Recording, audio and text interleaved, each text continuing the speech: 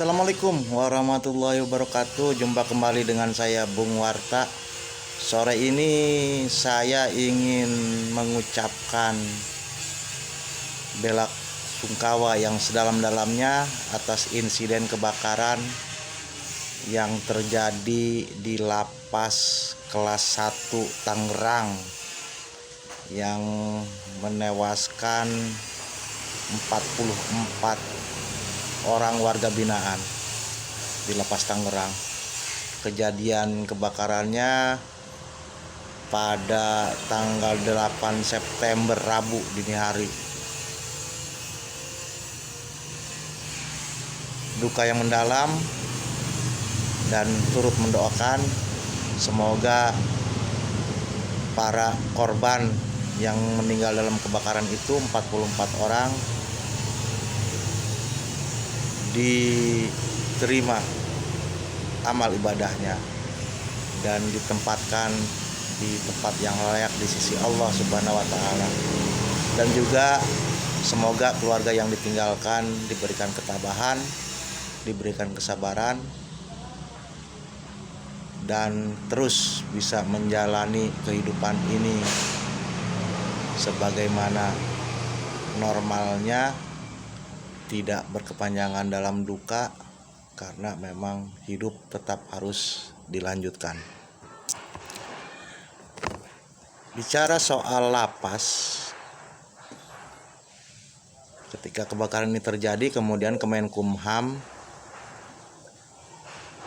statement bahwa ya akan melakukan pembenahan di lapas-lapas yang ada di Indonesia. Kita tidak mencari siapa yang salah dalam insiden kebakaran di lapas Tangerang. Biar pihak yang berwajib, yang sekarang masih terus bekerja melakukan penyelidikan dan penyidikan, mencari penyebab meninggalnya mereka itu siapa, karena memang dugaan itu karena konsleting listrik, jadi hubungan arus pendek listrik, sehingga PLN dimintai keterangan juga. Nah, itu biarlah penyidik kepolisian Polda Metro Jaya yang akan mengusut kasus ini. Bicara soal lembaga permasyarakatan, kita tahu bahwa sudah menjadi rahasia umum bahwa penjara-penjara yang ada di Indonesia ini sudah banyak yang over kapasitas. Jadi sudah kelebihan muatan, sudah terlalu banyak. Tidak sepadan antara jumlah mereka yang menjadi warga binaan dengan ketersediaan ruangan yang ada di lembaga permasyarakatan. Sehingga sudah menjadi rahasia umum bahwa penjara itu ya sesak, berdesak-desakan, kemudian makan juga kualitas makannya juga seadanya, sangat terbatas. Beberapa teman yang pernah masuk ke lembaga permasyarakatan menjadi warga binaan, ya cerita-cerita tentang bagaimana ketika mereka di lembaga permasyarakatan, bagaimana ketika menikmati yang namanya cadong, nasi yang dimakannya susah, nggak bisa dikepal gitu. Itu sudah menjadi hal yang biasa gitu, warga binaan di lembaga permasyarakatan.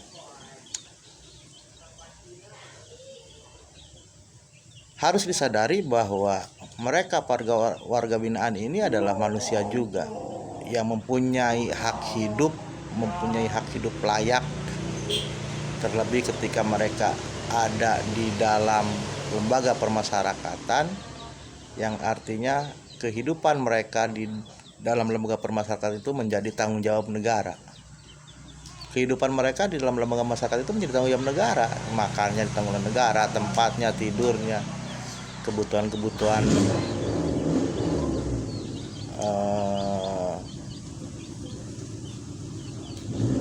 psikologinya itu kan ada dalam kekuasaan negara di lembaga pemasyarakatan, kecuali mungkin hal-hal yang terkait dengan hubungan suami istri atau keterbatasan misalkan menggunakan sarana komunikasi, itu ya memang ada pembatasan-pembatasan. Kembali kepada soal overkapasitas di dalam lembaga permasyarakatan, ini sudah sangat lama terjadi, walaupun memang ada muncul ada warga-warga binaan kelas PPIP misalnya di lembaga-lembaga permasyarakatan tertentu. PPIP artinya ya mendapatkan ruangan yang di atas layaknya standarnya lembaga permasyarakatan yang ruangan yang lain. Itu sudah menjadi rahasia umum juga. Tapi yang jelas yang harus dituntaskan adalah soal overkapasitas ini. Overkapasitas bahwa memang harus ada sebuah strategi dari pemerintah atau Kemenkumham untuk membenahi sarana di lembaga permasyarakatan.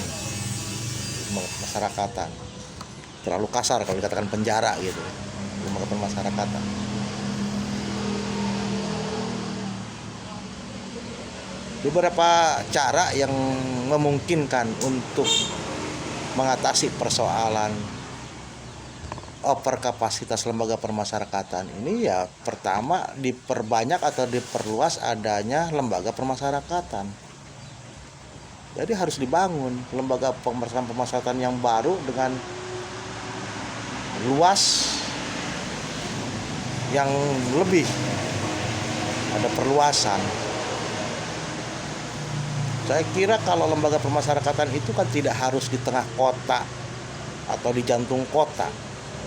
Masih bisa di daerah-daerah pinggiran kota, atau bahkan ya bisa juga di pulau-pulau yang terpencil, misalnya pulau-pulau yang sepi penghuninya. Kalau di Pulau Jawa juga kan masih bisa di luar-luar kota, di luar-luar wilayah-wilayah kota, di pinggirannya kan bisa dengan harga tanah yang mungkin akan jauh lebih di bawah dibandingkan di dalam kota. Artinya memang sudah dibutuhkan adanya pembangunan atau perluasan lembaga permasyarakatan. Kemudian itu yang pertama yang harus segera dilakukan adalah pembangunan lembaga-lembaga permasyarakatan. Yang kedua adalah solusi yang bisa dilakukan mengurangi hukuman penjara. Jadi hukuman badan ini yang harus dikurangi untuk kasus-kasus tertentu.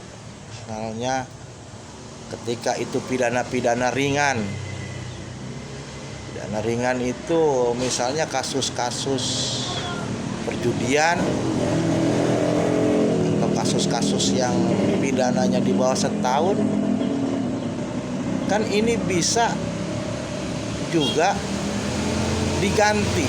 Jadi pidananya diganti. Kenapa juga harus dipidana penjara?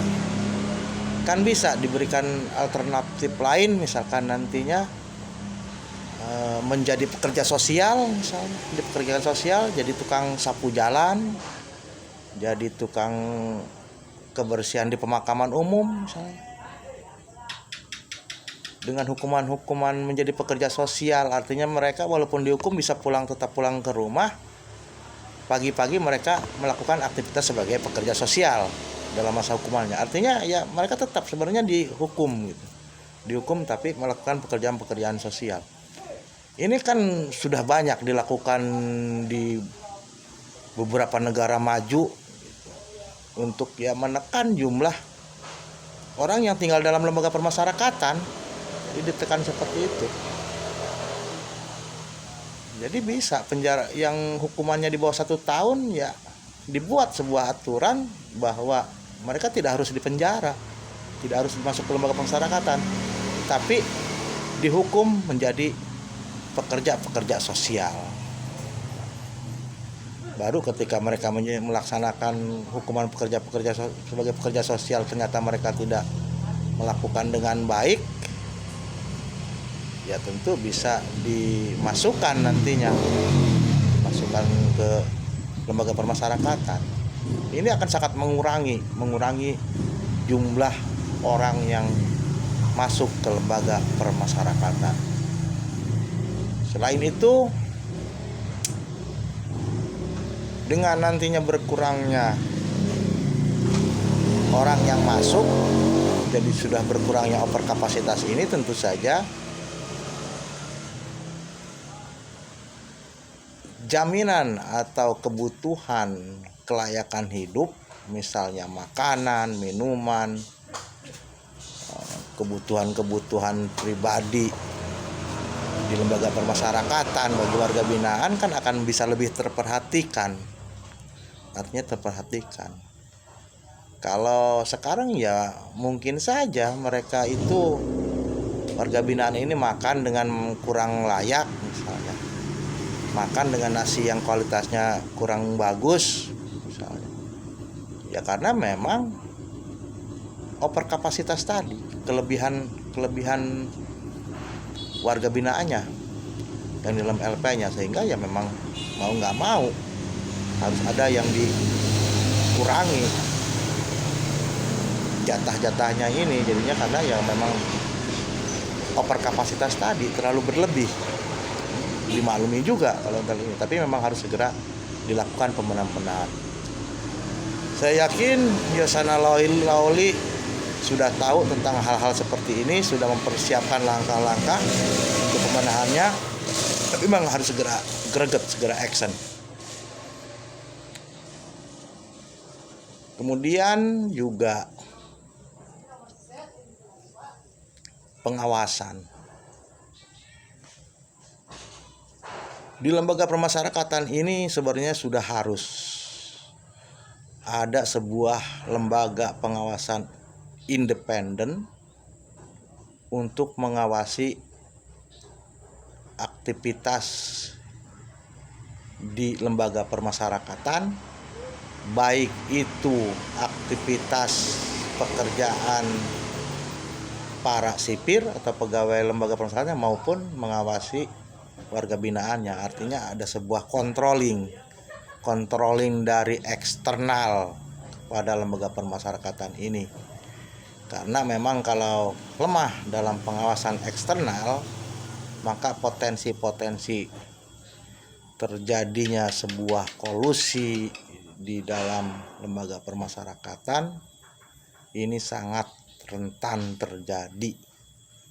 Jadi harus ada lembaga pengawasan eksternal yang independen, atau bisa juga memang wadah yang dibentuk tapi dari unsurnya unsur eksternal, dari unsur masyarakat yang memang diberikan kewenangan untuk turut mengawasi aktivitas di lembaga permasyarakatan. Itu usulan dari saya untuk pembenahan di lembaga permasyarakatan, sehingga jangan lagi nanti ada stigma bahwa penjara itu negara dalam negara, ada aturan sendiri dalam penjara. Itu yang stigma ini. Memang tidak ada yang enak namanya orang di penjara, karena memang kebebasan badan terkukung. Tapi setidaknya ketika mereka menjadi warga binaan mereka ada di lembaga permasyarakatan, sedang dibina untuk bisa kembali ke masyarakat, mereka tetap bisa mendapatkan hak-haknya sebagai manusia selayaknya manusia-manusia lainnya. Karena sejatinya warga binaan juga sama hak-haknya untuk hidup layaknya, hanya hal-hal tertentu saja yang dibatasi sesuai dengan aturan perundang-undangan. Itu yang bisa saya cuap-cuapkan sore ini. Banyak salahnya, banyak kekurangannya, tapi kalau ada yang salah jangan disimpan di hati. Mudah-mudahan ada manfaatnya. Assalamualaikum warahmatullahi wabarakatuh.